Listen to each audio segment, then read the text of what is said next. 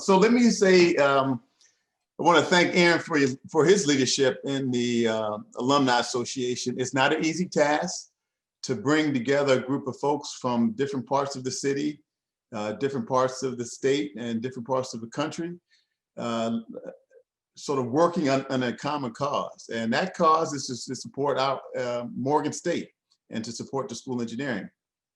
So I'm gonna give you a little bit of background about myself and then share a little bit about my vision for the school.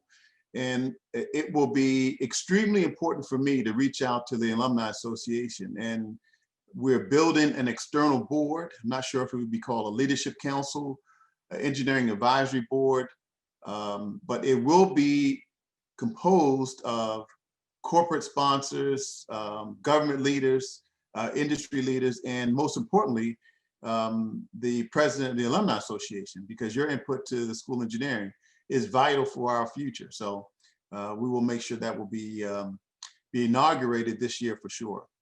So again, my name is Oscar Barton Jr. I'm born and raised in Washington, D.C., have family in Baltimore, so I'm quite familiar with the area.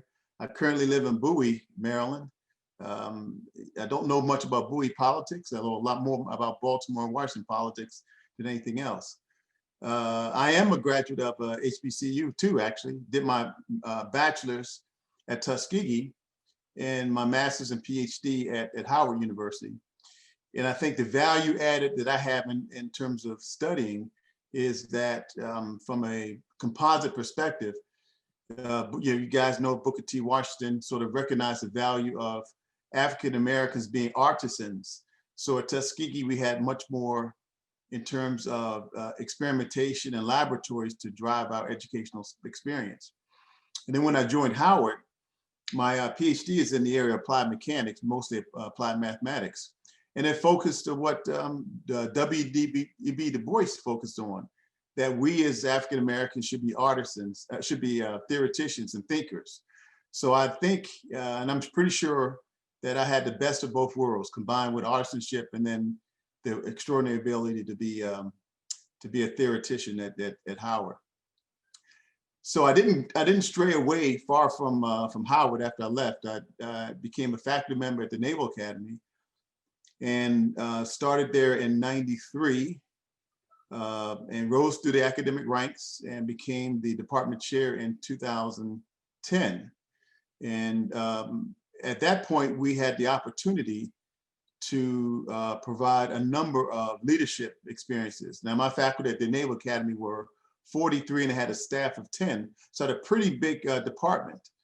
And what I was able to achieve in 4 years was to establish a new nuclear engineering major. And that was not an easy feat, because of those who are familiar with nuclear engineering and Hyman Rickover and that the philosophy of how we educate our folks in that field. Rickover said that no midshipman will graduate as a naval officer and have a degree in nuclear engineering. But we did that. And so I was able to create that major before I left. And additionally, I was able to accredit a general engineering major. Now, why was that important for me?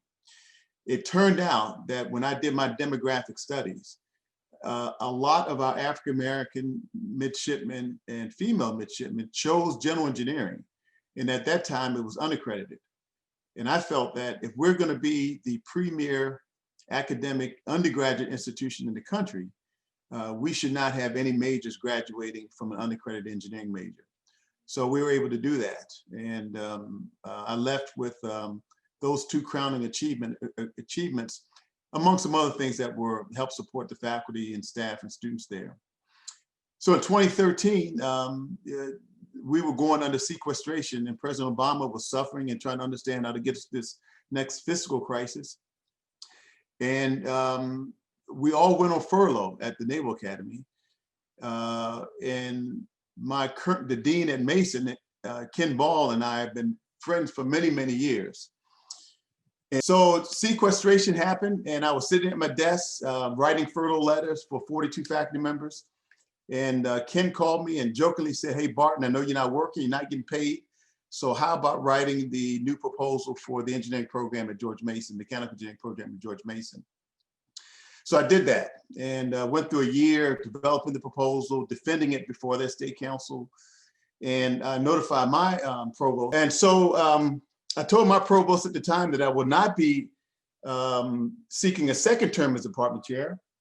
And I left the Naval Academy in 2014 and joined George Mason and started their mechanical engineering department. And what they gave me was a perspective of joining a majority institution, a Research One school, and building a program from scratch. So we started in 14. I had 3 faculty members, including the dean, and 12 students that came in from various departments. And when I left in just this June, I signed a contract for the 18th faculty member, and we are just over 490 students in the department. And so we grew very, very quickly. And it's because we offered the kind of experience that was needed in Northern Virginia. And I had always thought that if this opportunity came for me to become dean, I would take it. And there were a few other opportunities that crossed my desk, but this one was the one in which I was sure was the right one for me. So I pursued the deanship at Morgan State vigorously, prepared well, studied the institution, did my very best to provide a vision of where we are, where I would like to take the school from where we are. And so I was lucky enough to be selected, and here I stand about 2 months into the job, half a month or so working between the 2 institutions. And I think we have a jewel at Morgan State, and you guys know you're the evidence of what Morgan has produced and will continue to produce. And we have some opportunities. So a few things that I want to share about the vision for us at Morgan. Number one, it is extremely important for me as dean to build an outreach to our alums. Aaron hopefully will recognize his important position in this external board that we define. We want to make sure that the connection between those who graduated and those who will graduate will be strong, because it's going to be extremely vital for us to grow that partnership. There are a few things I think we have already started, and we'll talk about things from program expansion and research opportunities. Our curricula at the Clarence Mitchell School of Engineering can stand a little bit of revision. And what I think is one element that everyone will recognize is that despite the market you're in, whether you're in your own business, or if you're in an engineering firm, or if you're in a government agency, we are in a competitive market, and we are facing an issue where we have to provide a product for our students to capture. So we're creating the idea across all the departments, which I think will seed that passion, and it's called personalized learning. And what that will do is it will allow students to maintain their core requirements in their chosen discipline: civil, electrical, computer, industrial, transportation, but have the opportunity to select from amongst any unit on Morgan a series of electives that they see as something that will seed their passion. So I use an example. My son did his undergraduate at Maryland, and he's a doubly electrical engineer, but his passion is music. And so he's written a number of pieces, and you guys know Wale. He produced a song with Wale, produced one with Logic, and he has 2 pieces now. One is with Madden 2020 and 2019. And if you watch the games this Sunday, there will be an NFL shop commercial that comes on, and the music to that NFL shop commercial, my son did produce that. And his name is Barton. He loves engineering, but his passion is music. And I think homogenizing that for our students will allow them to grow and be productive, continue to be productive in their chosen passion. So this is the framework behind personalized learning. If you have a passion for public policy, a passion for business, education, language, anything you see that we can mold into that continuum, you will have the opportunity as students at Morgan now to do so.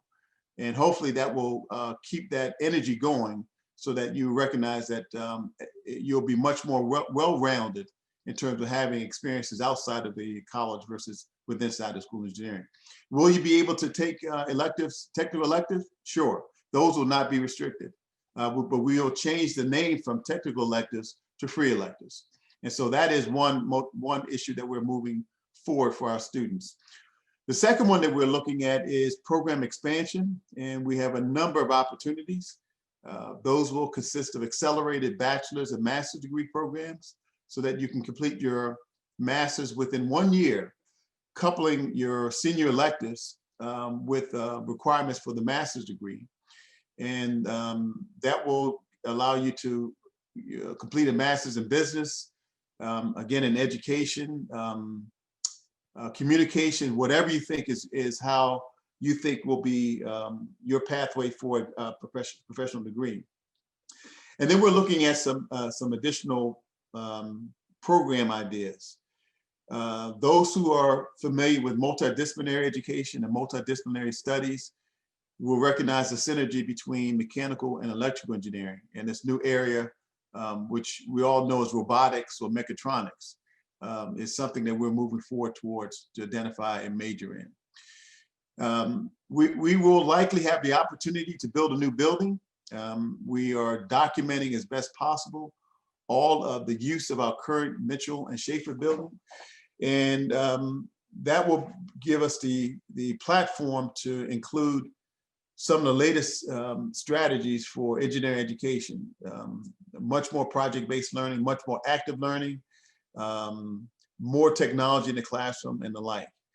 So I think we've got a lot of things going on, building external board, which would be important, providing program opportunities, I call them enhancement activities, and then expansion opportunities for our undergraduate programs. And likely you'll see that we'll do the same thing for the graduate programs. And then looking at our complex and how we build a much more engaging complex for the next series of generations of engineering students. My office is always open. Joy is tremendous. She's keeping my calendar going great. Anytime that you guys want to call, please don't hesitate to do so. We are setting up regular meetings with all of our students. I have a Let's Talk meeting tomorrow with all of our students to check in with them to see how they're doing during this time. I mean, it's not easy. Nobody asked for this, but we want to make sure we're doing our best to ensure that all of our students are as successful as possible. And what we can do in addition to being the teacher to help everyone do their best. So I'll stop there and open up for questions, and anything you guys have that you want to share with me would be great. And remember, I'm always here at a phone call away to address your concerns or questions or comments. Okay, so thanks. So I'll if you want to ask a question, just unmute yourself and go ahead. I'll navigate the traffic too if it's conflict. I have a question. Sure. Can you hear me? Yeah, surely can. Hello, this is Jason Worley. I graduated with Aaron and Rhonda, I think the same year. So this question, I guess, mostly pertains to pre-COVID, because I know things may have changed now that COVID has hit the school. But the last time I participated in an alumni meeting, I didn't hear like the greatest news as far as like retention and a number of women engineers in the school. So I want to understand if that's something that's still happening. Are we growing as at the School of Engineering? Is our demographic still, I guess, a low number of women engineers? And if so, like, what's the vision to improve those two areas? Well, let me say, wherever we are, and I don't have the exact number now, we can always improve. There is a growing trend, and this is not something that's new to Morgan or any university around the country. The demographics of African Americans and women has to continue to grow. and it can be very, very critical, because you could think of, and I'll share an example with you, in the Commonwealth of Virginia, there went 26,000 jobs unfilled, especially in the area of data analytics, cybersecurity, because there was a lack of well-trained folks to pursue those jobs. By 2050, everyone knows that we'll be a majority colored society in terms of African American, Hispanic American, Asian Americans, and whites will no longer be the majority in terms of population. If we're going to continue to have a vibrant economic base, we've got to attract everyone possible for this pursuit of engineering. You'll probably not hear me use the word STEM or the acronym STEM, and I've shared this with the faculty, because I think STEM only focuses on the tools. And what is an attractor of women and other minorities in engineering is the experience, right? And so rather than talk about mathematics and engineering mechanics and technology and science, we should be focusing more on the attributes that will drive students to use the tools to do the job, right? And so we want to build more experiences that cater to creativity, that captures one's passions, and that will allow you to be a risk taker, because that's how learning occurs. So as I begin to do more outreach activities, we will find out that you'll find out that we will be focused on those elements that capture what I call CPR, curiosity, passion, and risk taking. There are some inherent disciplines that attract more female than others. Environmental engineering for one, bioengineering for another. Because these are disciplines that have driven the question and answered the argument that what comes out of this study is the ability to help society. So pursuing or marketing that strategy is something we got to continue to do to attract and build our women demographics. But yes, that's important to us as well. Yeah, Adina, I just want to make sure this point is heard by you. And I brought it up in our conversation when we talked earlier this week or last week. Mm-hmm. Like, as you see on this call, the majority is women, right? Yeah. When we were there in the late 90s, 2000s, it was about, I think the report was 40% women in the mm-hmm. engineering department. And with the current majors minus transportation. So that's what we reported earlier in the pre-COVID what the numbers were, and they were reported down to around 10 to 15% women from 40% to 15, where Morgan was the largest graduator of women engineers on the whole entire East Coast, especially percentage of students. So it's definitely a concern of ours, especially with Western High School being an all-girls school right down the street from Oregon, and a bunch of other places that are around there. And as you see, again, on this call, the majority of women on this phone call. And again, Aaron, I think nationwide, statistically, in all engineering disciplines, the higher percentages are those in bioengineering, 30 or 40%. But the percentage is a number. It doesn't talk about the absolute number graduating. And so we need to build those numbers versus percentage. Mechanical engineering is the largest discipline of all, graduating just over 32,000 last year. Percentage of women engineering is down to 9%, okay? And that's a messaging issue that we've got to change. We will not likely pursue an ME degree program in Morgan, because you guys know about the duplicity and redundancy issues that reside in the state of Maryland. But we will be creative in bringing other majors to capitalize on those opportunities. Mechatronics is one, and the other I think will be something which is going to enhance what we do in terms of science and engineering is bio-inspired advanced manufacturing. And so that will be something that we'll be pursuing in an additional major.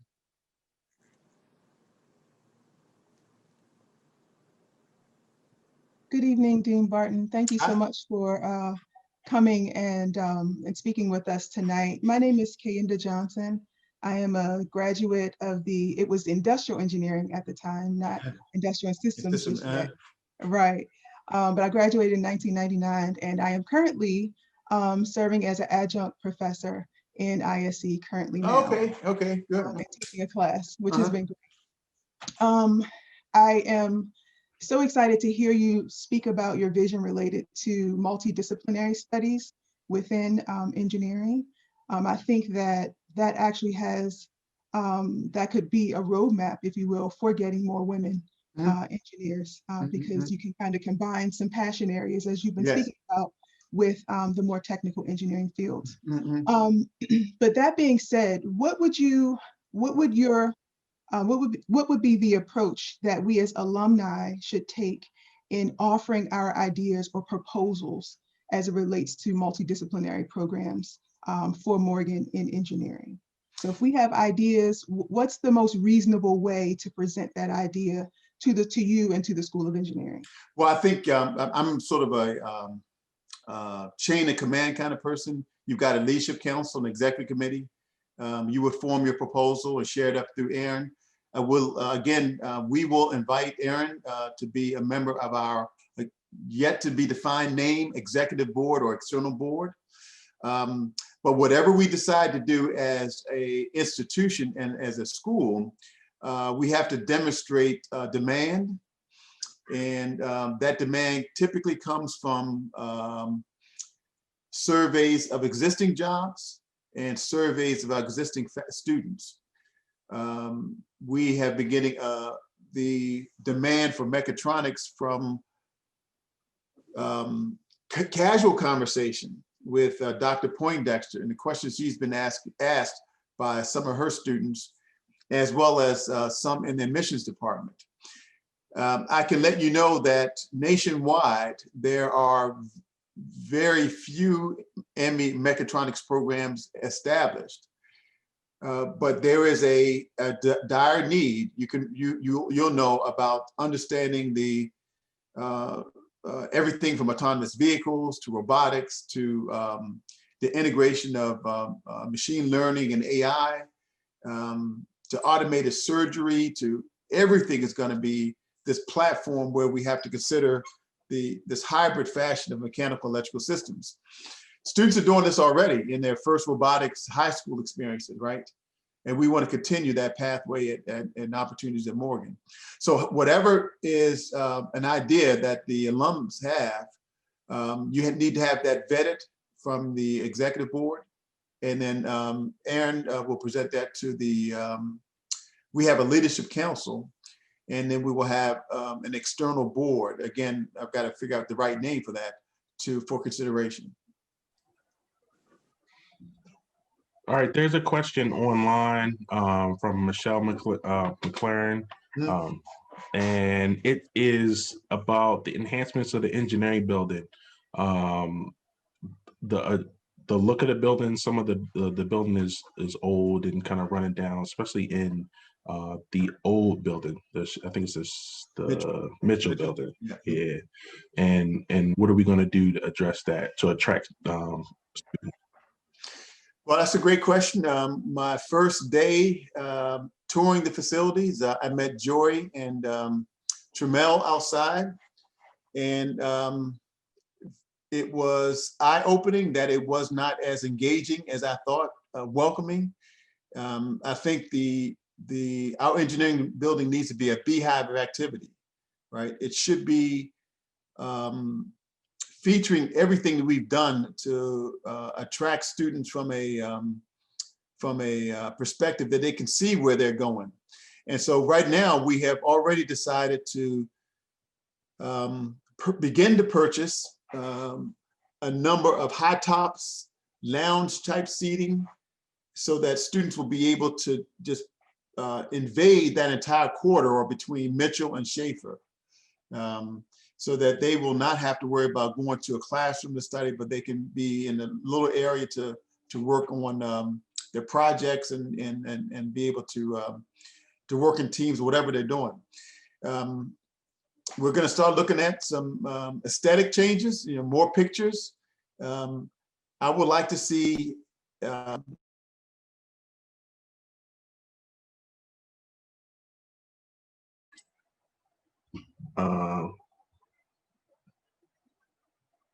can people hear me? Can y'all put your thumb? But we can make it. All right, Dean, you cut out for a second. I think your connection went Okay. out, but you're good now. You're good. Okay. You're good. Yeah. So I said it was very clinical, and we need to change that because the engineering building needs to be inviting. It needs to be a beehive of activity. And so over this year, we'll be collecting examples of what we want to purchase for furniture, the whole works, to make sure that if we're back, well, hopefully we'll be back in fall 2020. We might be back sometime in spring 2021, but definitely fall 2021. If we're lucky enough to be back in terms of spring 2021, students will have a much more engaging activity and building to work in. Okay. And I want to make sure that we address, like, I know some of the walls look like it was water damage on it, and the carpet, that's the same carpet that was down there in the Mitchell building since before I got there in '96. So yes, just making sure that's addressed as well. Just yep. No, you're right. I mean, I will be very candid to say that as students, you're paying for a service, right? And what you're paying for should be evidence of what you think is value. You wouldn't pay $50 for a cup of coffee and get it in a little tiny mug, right? But we will be looking at down the line, 5 years down the line, building a new building, and all of this will be completely incorporating what I think will be the latest in terms of teaching pedagogy and the research pedagogy. But we have to make sure that from now to then, we provide suitable experiences so folks feel welcome in the buildings. And Dean, if you don't mind, if I jump in, over Sure. the fall, well, much of last year, we were preparing for our ABET visit. And during that time, we had the carpet removed and we got the flooring redone.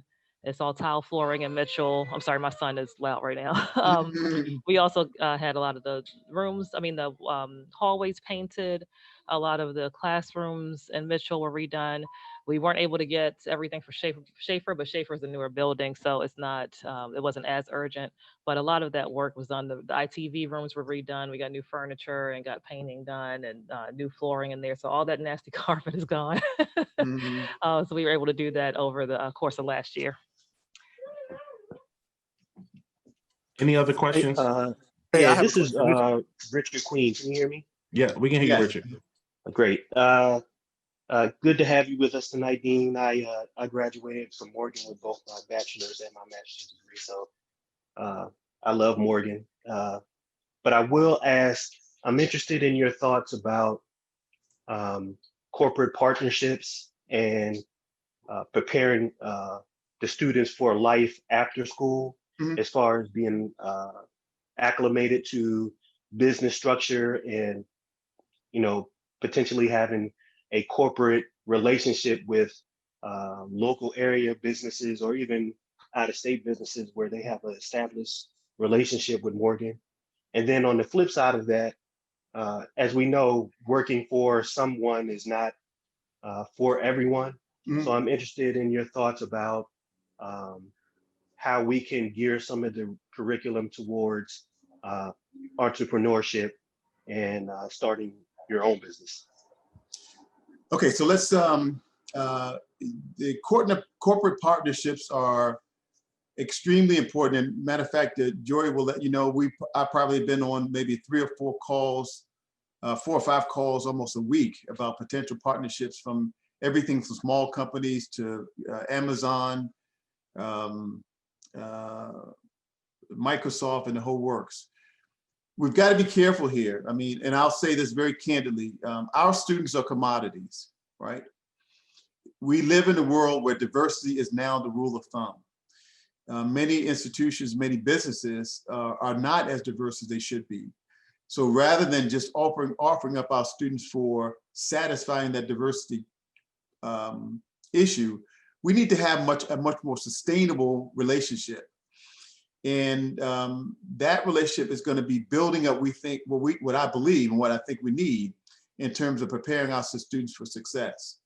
And that is not only when you're at Morgan, but when you graduate.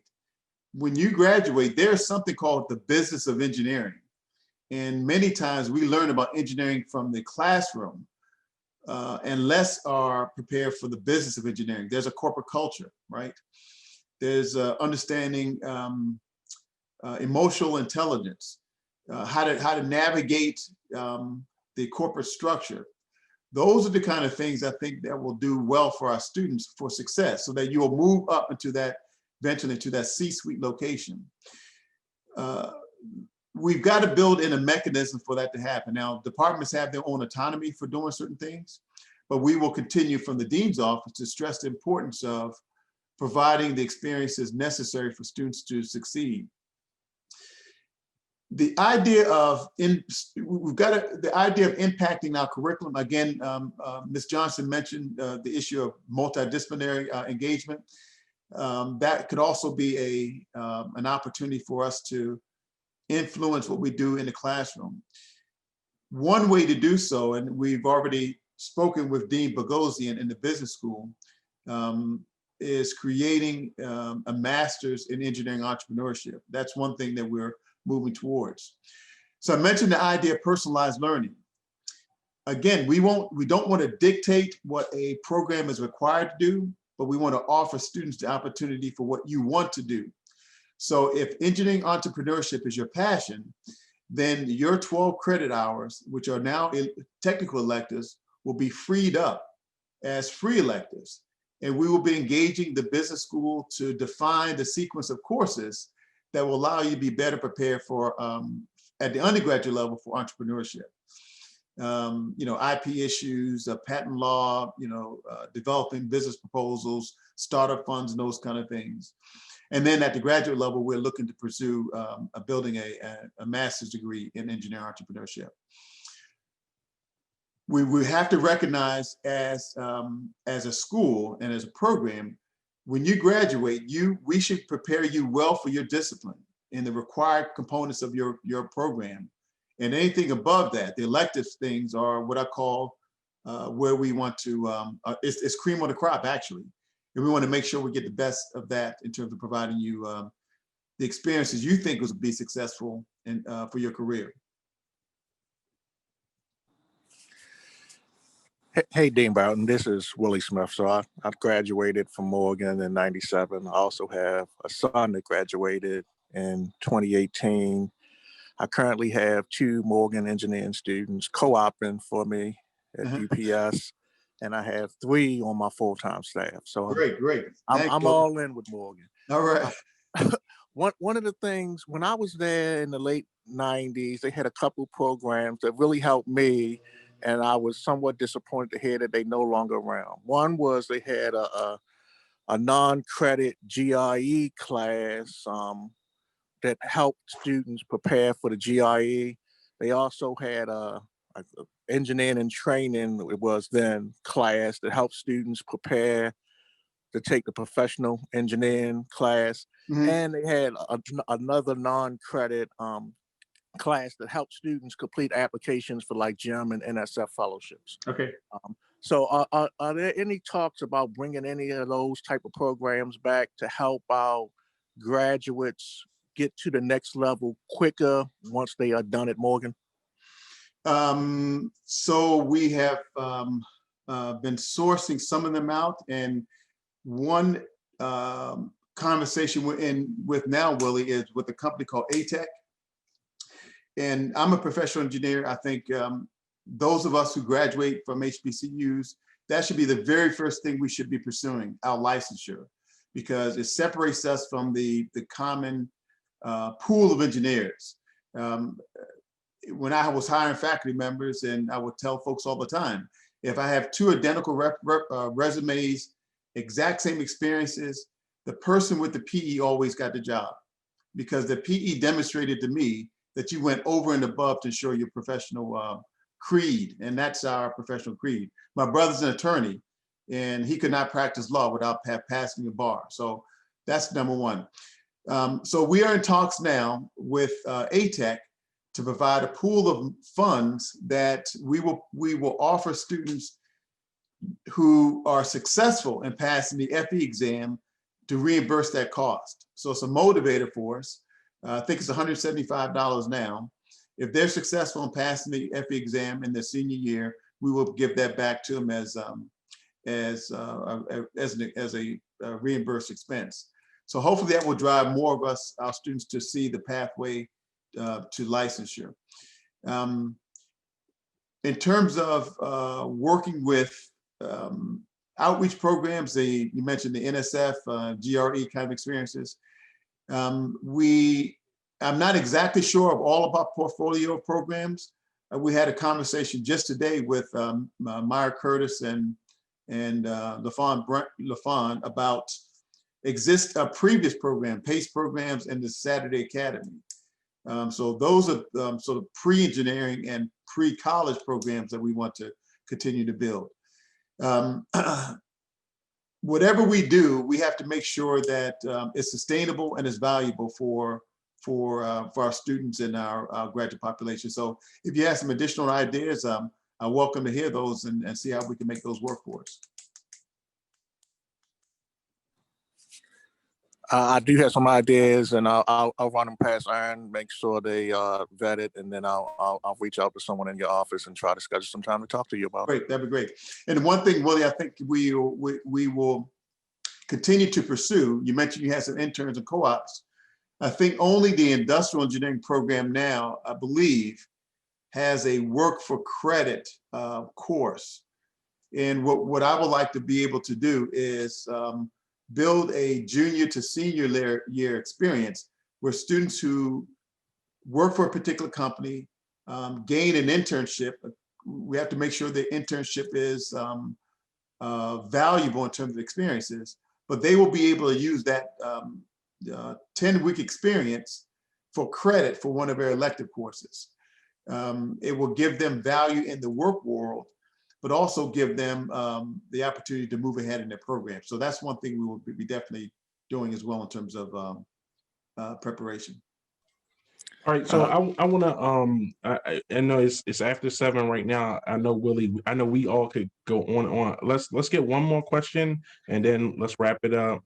If you guys have any more additional questions after that, please email me. I will email Joy and the dean, and then we'll follow up like that. But let's get one more question and then we'll wrap it up for the evening.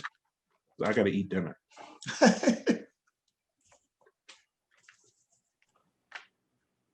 Hey, this is Marlon Brown. Can you guys hear me? Yes, we can. Hey, sir. So I graduated in 2007, and I am currently supporting the Department of Defense, working for the Army.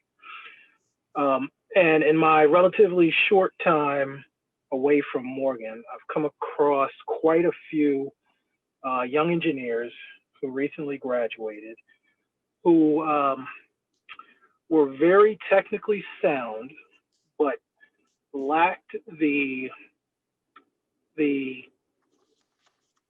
savvy, the communication skills to really set them apart from some of their counterparts, their young counterparts coming from the predominantly white institutions. Is there, and you may have touched on this, and it may get after it with some of the flexibility in the electives, but is there any thoughts on addressing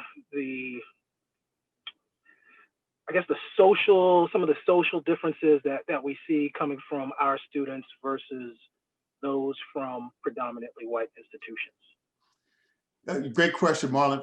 So I don't think there are social differences. At George Mason, the same thing you posed in that question we face there. We have students that are very sound technically, but when they entered the work world, they had a longer transition to be able to write a decent report, write appropriate memos, work independently in terms of getting things moved forward. I think this is a casualty of what we're doing in terms of our engineering curriculum. We're packing it too much with required experiences. I had one of my faculty members tell me that a student was not going to be prepared as a mechanical engineer unless he had a course of nonlinear continuum mechanics. And I told him that's far from the truth, because if that course is required, it should be part of our required component. So what I did at Mason, and I've shared this with our faculty at Morgan, is we created a course called Developing the Societal Engineer.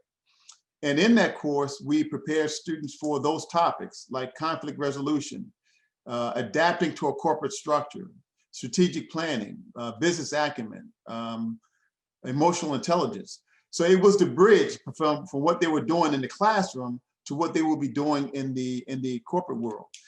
I mentioned there is a business of engineering, and we have to gain that business of engineering through experiential components, internships, through working with faculty members doing research.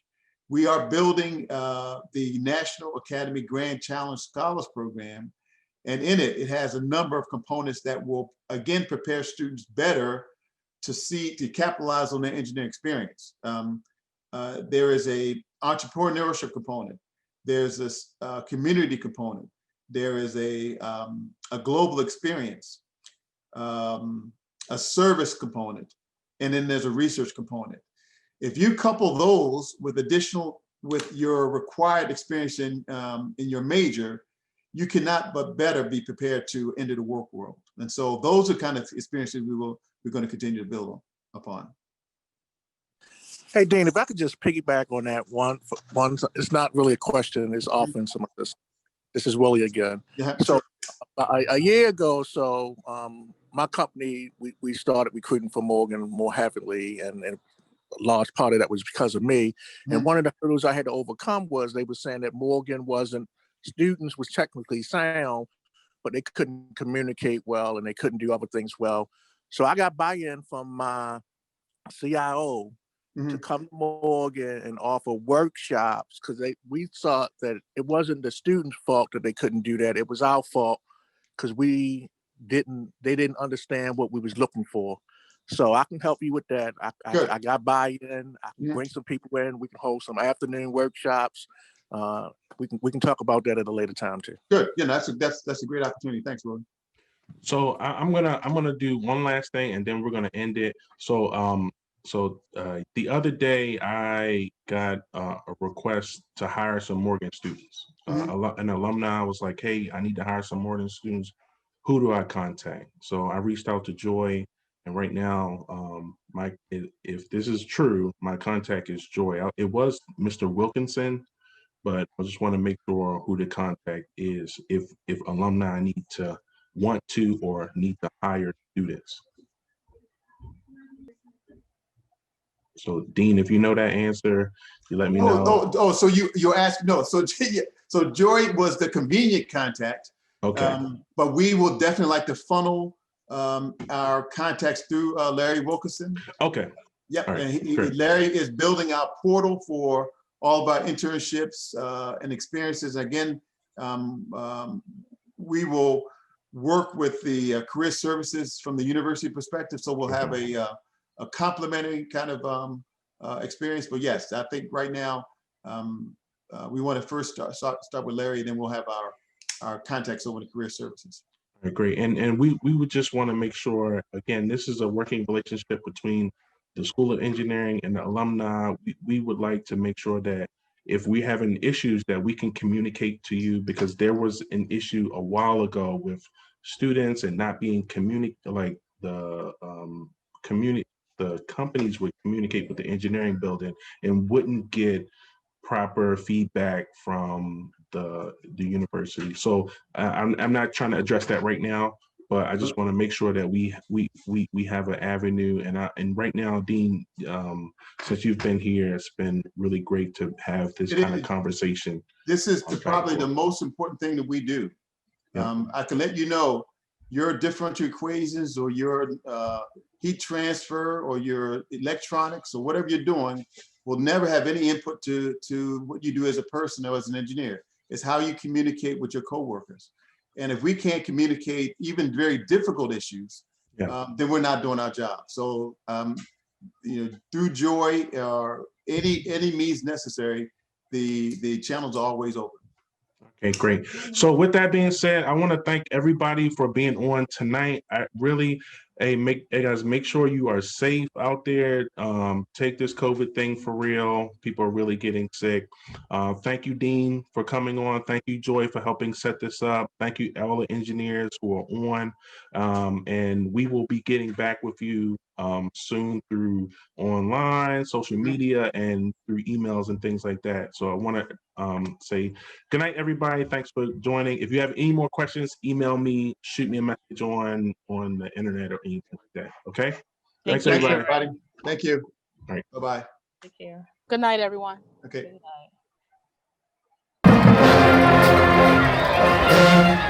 night.